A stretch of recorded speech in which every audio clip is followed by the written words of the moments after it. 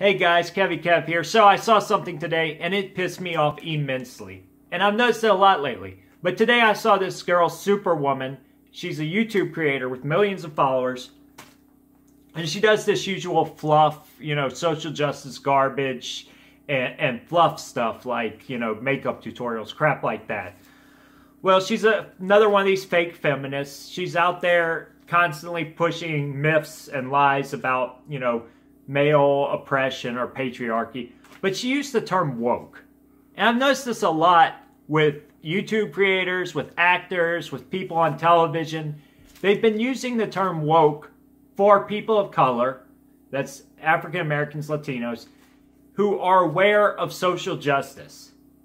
Okay? So basically what they're saying is that they are awake to something that is being promoted by every major corporation, by every university, by every actor, every TV show. So they're awake to the stuff that's being pushed down their throats by big corporations like YouTube and Google. I mean, come on, people. See, woke used to mean that you were aware of social manipulation by the elites, okay? That meant that you had read stuff like Sunstein or you had read Alinsky and you knew what Fabian socialism was. You knew what the groups like the CFR or Trilateral Commission were. That was what woke meant. That you were aware that there were elites trying to push America in this left-wing Fabian socialist direction. And as the left do all the time, they expropriated our terminology and made it this newspeak. And that's something Orwell wrote about specifically. And Orwell's important because Orwell is the basis for the term woke.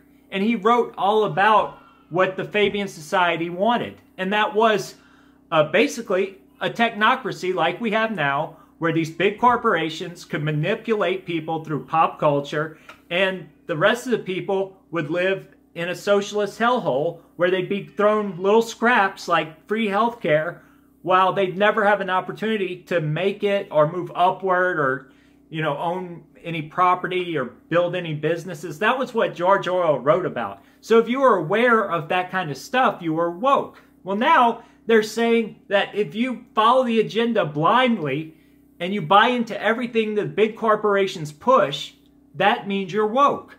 So I want to actually take this time to wake up people of color. And I know what the leftists are going to say. Look at this guy talking to people of color because, he's privileged and white. Well, first of all, how dare you? One, it's racist to act like you have to talk to people of color differently. That means you don't see them as equal.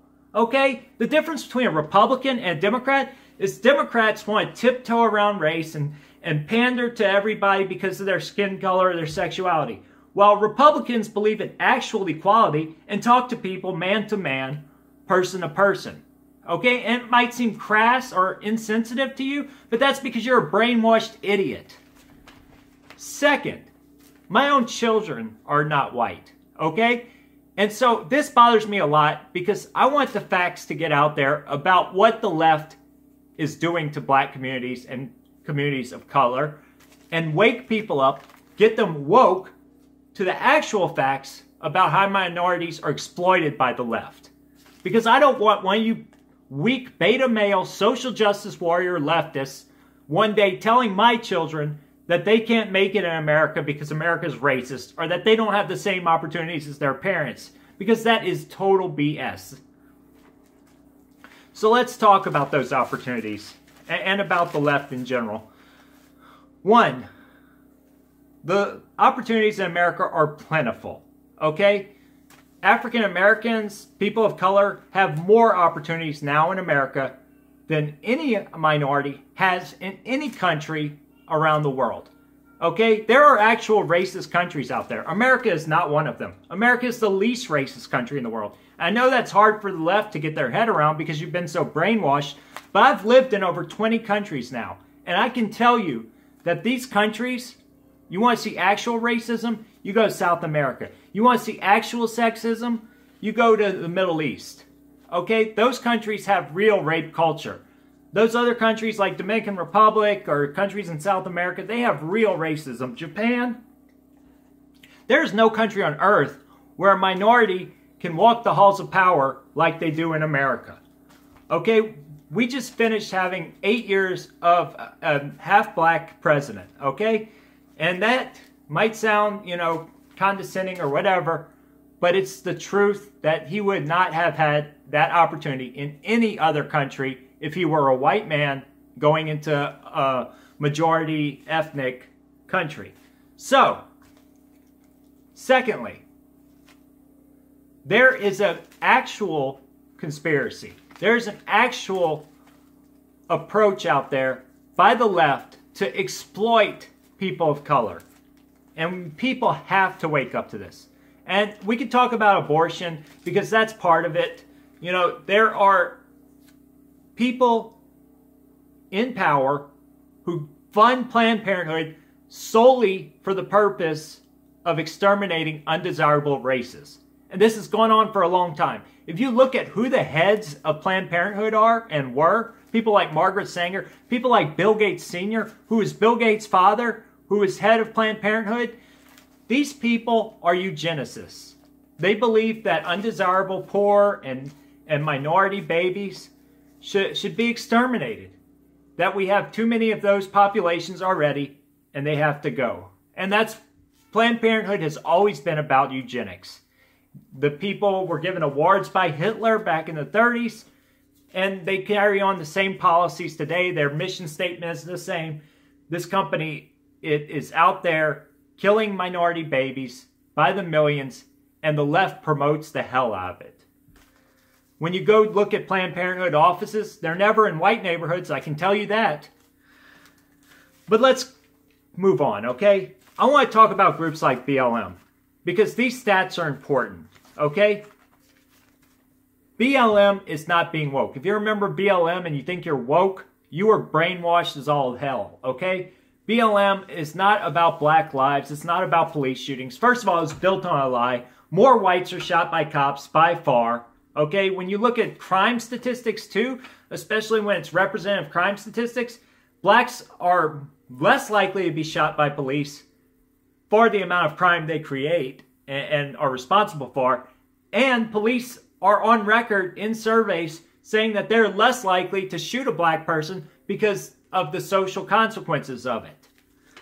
So BLM, the whole thing was built on a lie. Hands Up, Don't Shoot was a marketing strategy and a well thought out marketing strategy. It never happened. Yet people, you can go ask your average brainwashed leftist, they can say, oh, he was shot unarmed. It was hands up, don't shoot. That was a marketing strategy. You're being played.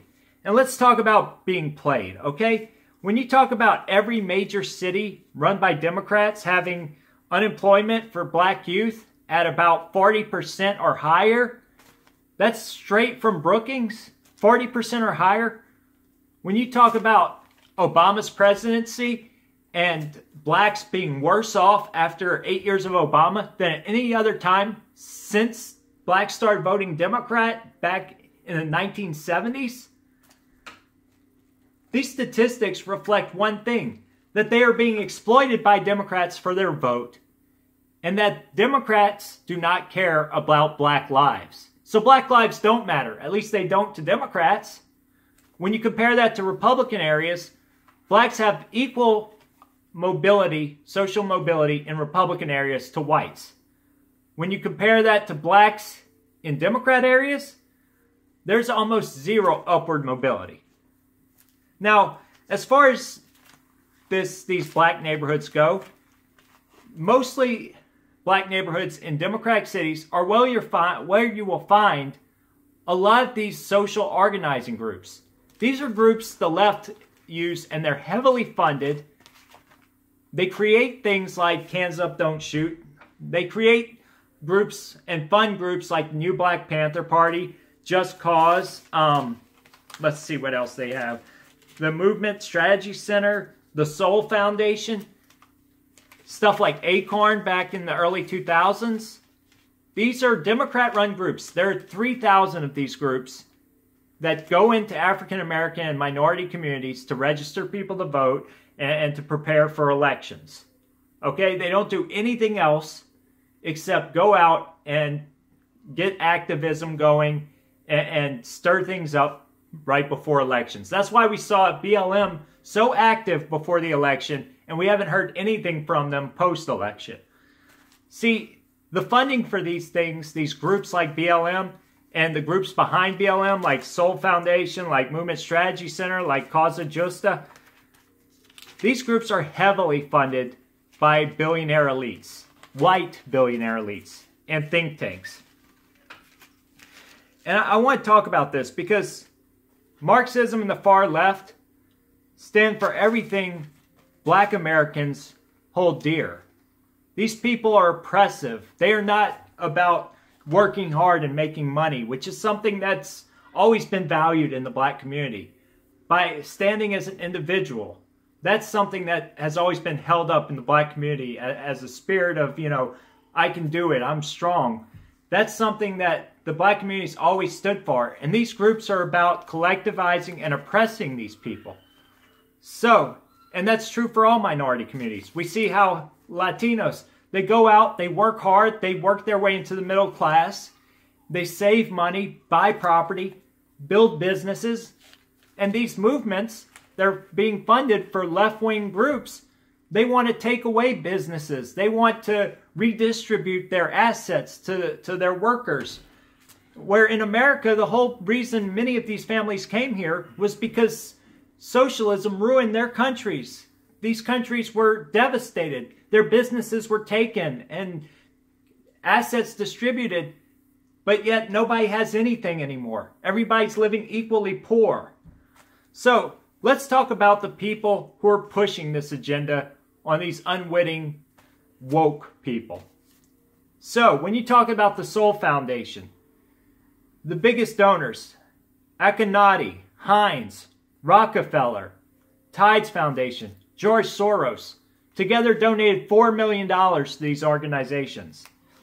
When you talk about the Movement Strategy Center, the Cal Endowment, Ford Foundation, Rockefellers, Soros, and Tides Foundation donated $5 million. These are the groups that funded Ferguson. These are the groups that organized the Baltimore riots. And go to these communities whenever there's a crisis and agitate. These groups that are getting millions of dollars from people like the Rockefellers. This is total exploitation. Total exploitation. And if you want to be woke, wake yourself up to that. That's all I have to say.